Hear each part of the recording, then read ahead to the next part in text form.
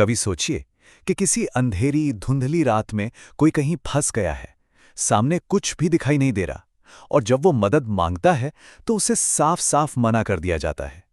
आज हम एक ऐसी ही सच्ची कहानी पर बात करेंगे जो हमें इंसानियत के एक बहुत बड़े सवाल पर सोचने के लिए मजबूर करती है कि आखिर हम एक दूसरे की परवाह करना कब बंद कर देते हैं।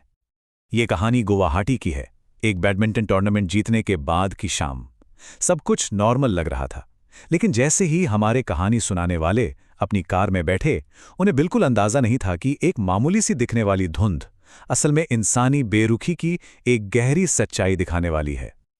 और ये कोई हल्की फुल्की धुंध नहीं थी। कार का शीशा मतलब विंडशील्ड एक मोटी घनी परत से ढका हुआ था। ऐसा लग रहा था मानो बाहर की दुनिया गायब ही हो गई हो।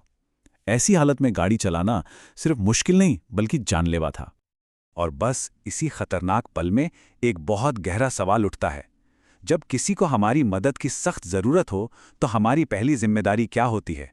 ये कहानी सिर्फ उस एक रात की नहीं है, ये हमारे समाज के अंदर बसी संवेदना की है।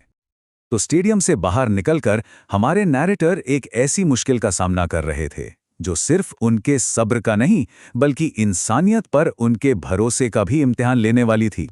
गुवाहाटी की उस शाम विंडशील्ड पर धुंध इतनी ज्यादा थी कि गाड़ी में रखे कपड़े से उसे साफ करने की हर कोशिश बेकार जा रही थी। विजिबिलिटी जीरो थी, मतलब सामने कुछ भी दिख ही नहीं रहा था, और गाड़ी आगे बढ़ाना एक बहुत बड़ा रिस्क था। जब कोई अकेले किसी प्रॉब्लम को सॉल्व नहीं कर पाता तो क्या करता है? दूसरों से मदद मांगता है ना। हमारे नैरेटर ने भी यही किया, बस एक छोटी सी मेहरबानी की उम्मीद में। उन्होंने बहुत धीरे धीरे सावधानी से गाड़ी चलाई और पास के एक रेस्टोरेंट तक ले गए। दिमाग में बस एक ही ख्याल था कि शायद एक अखबार का टुकड़ा या टिश्यू पेपर मिल जाए बस, और यह खतरनाक सिचुएशन संभल जाएगी।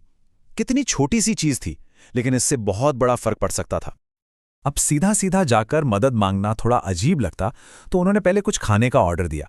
फिर रेस्टोरेंट के मालिक से बहुत ही विनम्रता से पूछा। ये कोई बड़ी डिमांड नहीं थी, बस एक छोटी सी रिक्वेस्ट थी जो एक मुश्किल सफर को सुरक्षित बना सकती थी। लेकिन जो जवाब उन्हें मिला वो मदद तो बिल्कुल नहीं थी। वो एक ठंडा सख्त इनकार था जिसने उन्हें हैरान कर दिया और इंसानी हमदर्दी के बारे में बहुत कुछ सोचने पर मजबूर कर दिया। रेस्टोरेंट के मालिक का जवाब एकदम सीधा और रूखा था। उसमें मदद की जरा भी गुंजाइश नहीं थी, बस एक अजीब सी बेपरवाही थी। ये कहना कि आपकी गाड़ी आपकी जिम्मेदारी, ये सुनना ऐसा था जैसे किसी ने इंसानियत के आगे एक दीवार खड़ी कर दी हो। इस जवाब से वो चौंक गए। उन्होंने हालात की गंभीरता समझाने की एक आखिरी कोशिश की। उन्होंने सीधे सीधे पूछा कि क्या उन्हें अच्छा लगेगा अगर इस धुंध की वजह से उनका कोई हादसा हो जाए। ये एक कोशिश थी सामने वाले के अंदर की इंसानियत को जगाने की। पर इस सवाल का भी कोई असर नहीं हुआ। मालिक ने उन्हें अजीब नजरों से देखा और अपने शब्द और भी ज्यादा सख्ती से दोहराए। इस बार उसके लहजे से यह बिल्कुल साफ था कि उसे सच में कोई फर्क नहीं पड़ता, और यह सुनना दिल तोड़ने वाला था। जब मदद के सारे दरवाजे बंद हो गए तो नैरेटर के पास उस खतरनाक सफर पर अकेले निकलने के सिवा कोई और रास्ता नहीं था। ये सिर्फ एक ड्राइव नहीं थी, ये इंसानी बेरुखी के खिलाफ एक अकेली लड़ाई की तरह थी। पूरी तरह से निराश होकर उन्होंने वही टी शर्ट निकाली जो उन्होंने मैच में पहनी थी। पसीने से गीली उस टी शर्ट से विंडशील्ड पर बस एक छोटा सा हिस्सा साफ किया, इतना कि बस किसी तरह बाहर का थोड़ा सा अंदाजा लग सके। और इसी तरह होटल तक का वो 6 किलोमीटर का अंधा सफर शुरू हुआ। हर एक पल, हर एक मीटर खतरे से भरा था। ये सिर्फ दूरी नहीं थी, ये 6 किलोमीटर का एक लंबा इम्तिहान था। उस पूरे रास्ते में उन्हें कुछ भी नजर नहीं आ रहा था सिवाय आगे चल रही एक गाड़ी की हल्की लाल बत्तियों के। बस वही बत्तियां उनका एकमात्र सहारा थीं, जिनका पीछा करते करते वो किसी तरह अपने होटल तक सेफ पहुंचे। ये घटना सिर्फ एक धुंधली रात की कहानी नहीं है, ये हमें एक बहुत बड़े सवाल पर लाकर खड़ा करती है।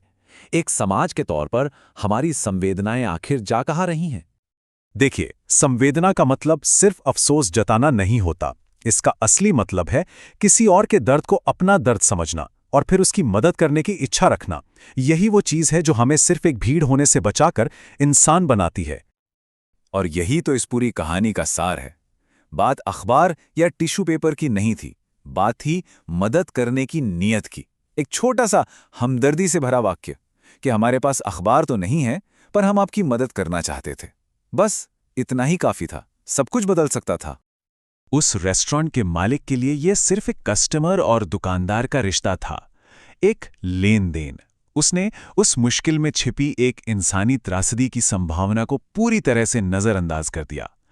उसकी नजर में उसकी जिम्मेदारी सिर्फ खाना देकर पैसे लेने पर खत्म हो गई।